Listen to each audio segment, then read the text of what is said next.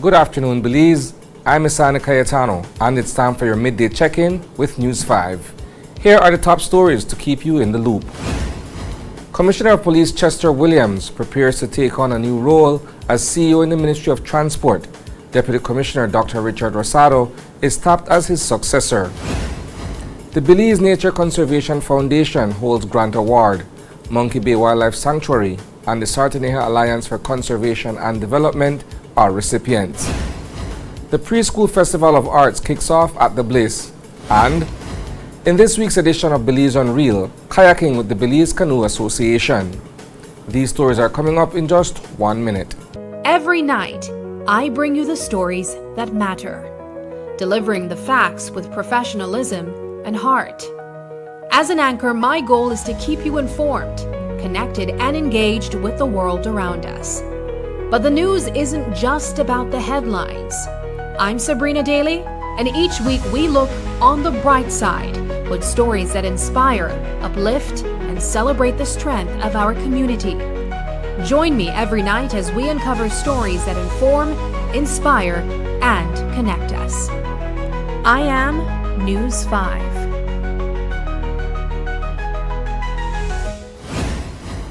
Welcome back.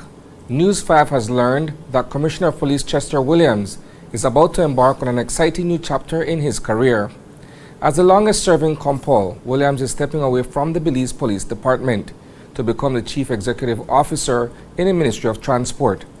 He'll be teaming up with Dr. Louis Zabane, who just took office as the new Minister of Transport on Monday. Taking over Williams' role as Commissioner of Police is Dr. Richard Rosado, currently the Deputy Commissioner of Police in charge of operations. However, there's a bit of drama unfolding as there's an ongoing legal dispute regarding Dr. Rosado's promotion.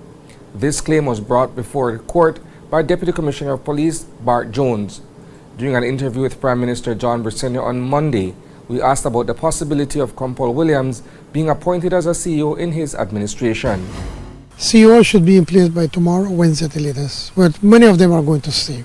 Many of them are going to stay. Okay. Any truth to the rumors that Mr. Chester Williams would be promoted to CEO in the Ministry of Home Affairs?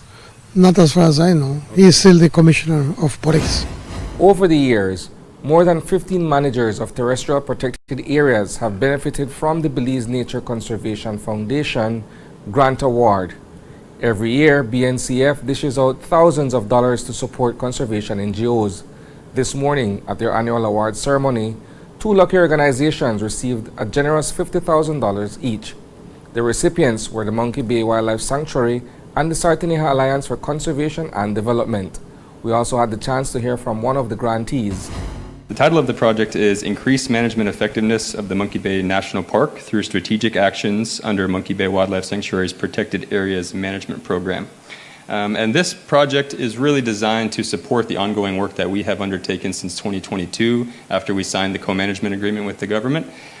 So this project seeks to hire an environmental education and outreach officer to assist in sharing the work that we do with the communities and stakeholder groups within our area, and to kind of build awareness of the importance of the ecosystem services and other benefits that these protected areas provide to these communities.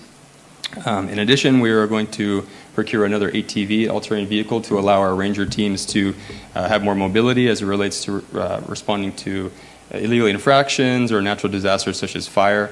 We find that mobility is very important, and being able to deploy what limited resources we do have quickly and address any issues that we might find.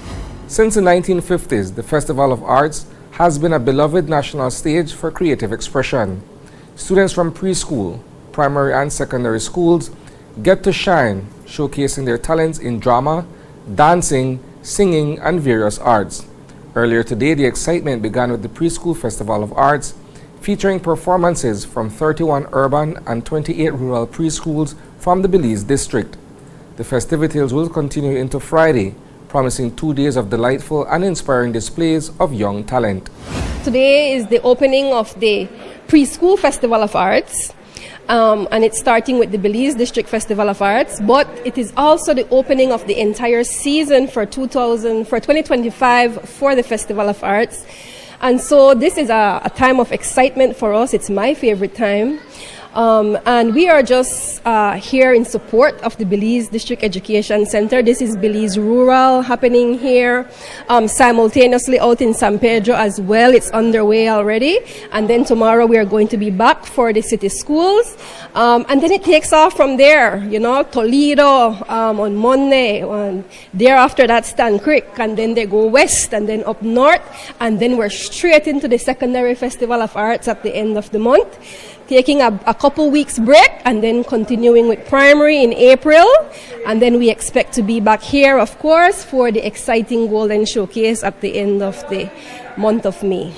River kayaking is still a largely untapped adventure and sporting event in Belize. However, two water sports officials are eager to see this activity take off. In today's edition of Belize Unreal, News 5 will explore the differences between canoeing and kayaking and discussing how this activity can be developed both as a sport and a tourism adventure in Belize.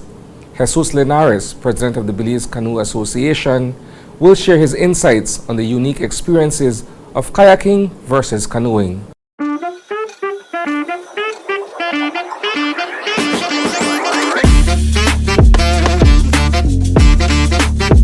Kayaking takes a lot of time training, you know. Apart from being on the water, you also have to go to the gym, you know.